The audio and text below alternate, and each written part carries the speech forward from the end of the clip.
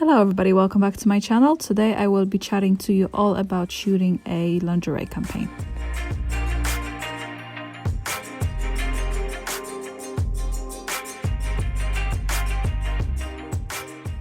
On my first month of stay in Cape Town, I was approached by a lingerie brand to shoot a campaign for them. And I was really delighted about it because I followed them on Instagram for ages and I really loved their stuff. So I was more than happy to do it and I was really excited about it. Once I got the stock delivered, we could start planning. There was a bunch of models that I sent them and they picked their favorite, and I was really delighted about it because she was my favorite too. So once we managed to secure everything, we started planning for the entire shoot. The whole idea behind this shoot was to create something really timeless, really classy, really simplistic, to really kind of show the lingerie in a nice light. And I offered that we shoot it indoors because, you know, with Cape Town weather, even though it's mostly sunny, sometimes it can be quite unpredictable. Not to mention, you know, having to change lingerie on the spot somewhere on, you know, the street or on the beach, it might just be really awkward. So we ended up settling for shooting indoors. I started looking through Airbnb straight away and I found a few places that I really loved, so I decided to email them and ask would they be willing to accommodate a half-day shoot for a certain fee.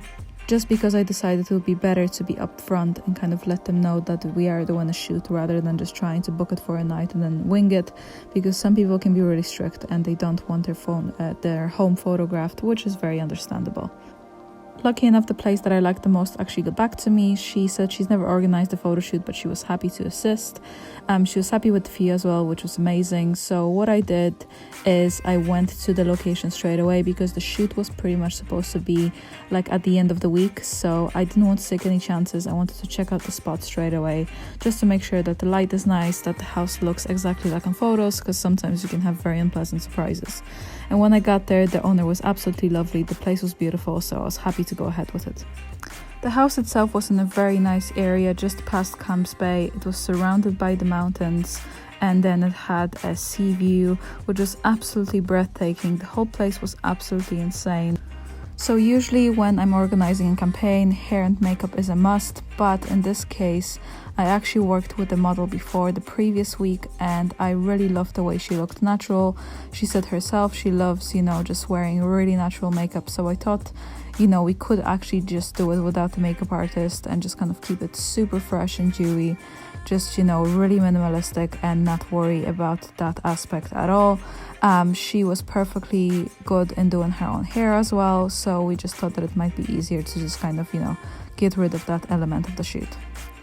To make sure that the model's body looked great, I used my olive oil spray that all of you are asking me about all the time.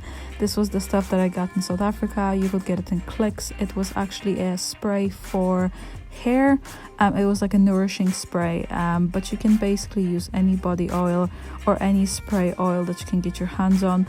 I know some people use cooking oil. I wouldn't necessarily recommend it, but any kind of oil or glycerin that you can get that is in spray will pretty much work. Other than that, the model was just dealing with her own hair and makeup. We didn't really need any top-ups or anything like that. We just had to keep in mind that the hair was getting slightly oily because of the body oil that we were applying, but because we were going for this kind of messy, tousled look, it actually looked out pretty nice. When working on campaigns, you always have to keep in mind that not every client wants you to take behind-the-scenes photos and put them online.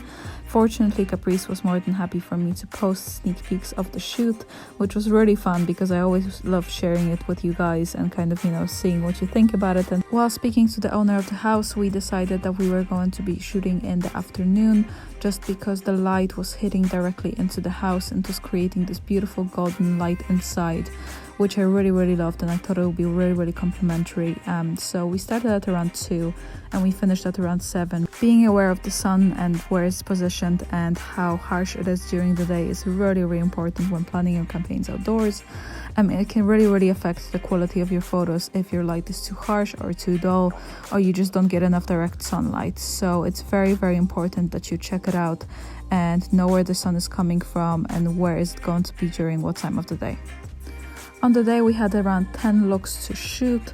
It wasn't that much just because it was lingerie and there wasn't really much styling involved.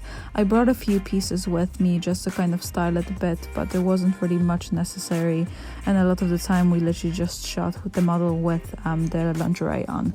So we worked around the house, we went into the different rooms, and we also tried outdoors for a tiny bit because we had a swimwear or two, but as I said, because of the wind it was very challenging. Because I knew we were quite comfortable with time, I wanted to make sure that I shoot everything that needs to be shot, and then we have maybe 1 or 2 looks saved for the golden hour when the sun sets, because I knew it was going to be quite epic and quite beautiful. So I shot everything that had to be shot, and then we saved an outfit or 2 that we put on when the sun was setting, and we took some really nice photos there. On the day, I shot everything on my 24-70 lens. I used between 40 and 70 mostly. I didn't use any reflectors or any additional lighting, just the one that was in the house. But because there was so much sunlight going in, I just found it was perfect, and everything was so nice and bright and clean.